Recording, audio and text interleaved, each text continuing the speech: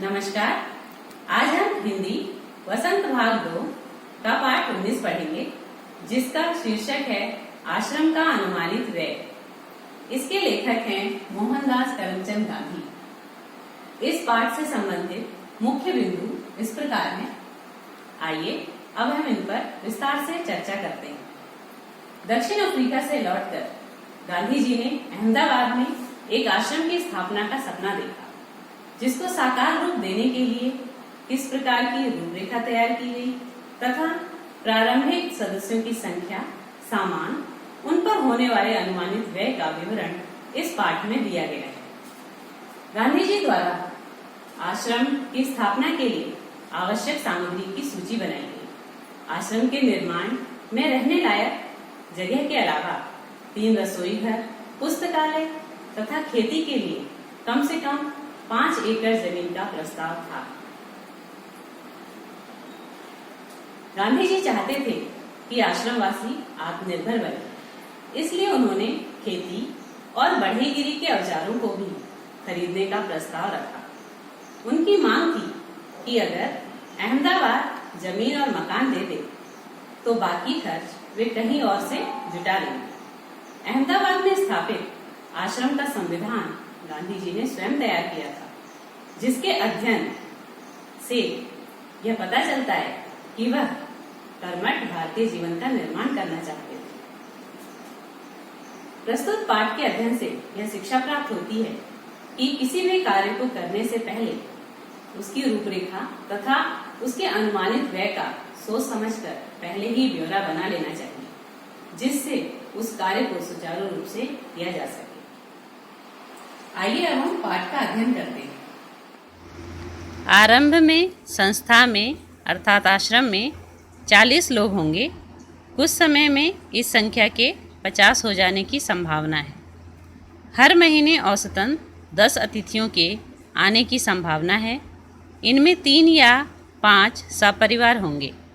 इसलिए स्थान की व्यवस्था ऐसी होनी चाहिए कि परिवार वाले लोग अलग रह सकें और शेष एक साथ। इसको ध्यान में रखते हुए 3 रसोई घर हों और मकान कुल 50,000 वर्ग फुट क्षेत्रफल में बने हों, तो सब लोगों के लायक जगह हो जाएगी। इसके अलावा 3,000 पुस्तकें रखने लायक पुस्तकालय और अलमारियां होनी चाहिए। कम से कम 5 एकड़ ज़मीन खेती करने के लिए चाहिए, जिसमें कम से कम 30 लोग काम कर सकें। इतने खेती के औजार चाहिए। इनमें कुदालियों, फावड़ों और खुरपों की ज़रूरत होगी।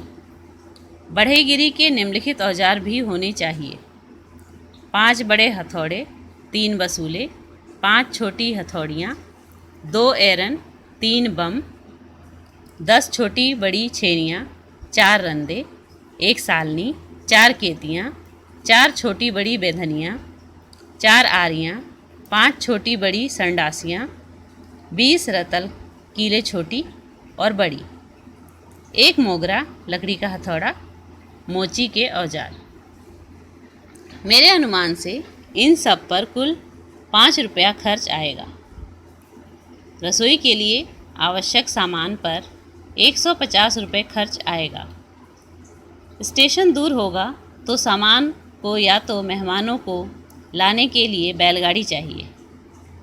मैं खाने का खर्च 10 रुपये मासिक प्रति व्यक्ति लगाता हूँ। मैं नहीं समझता कि हम यह खर्च पहले वर्ष में निकाल सकेंगे। वर्ष में औसतन 50 लोगों का खर्च 6,000 रुपये आएगा।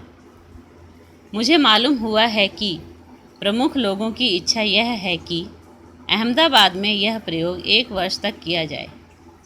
यदि ऐसा हो तो अहमदाबाद को ऊपर बताया गया सब खर्च उठाना चाहिए। मेरी मांग तो यह भी है कि अहमदाबाद मुझे पूरी ज़मीन और मकान सभी दे दे, तो बाकी खर्च मैं कहीं और से या दूसरी तरह जुटा लूँगा।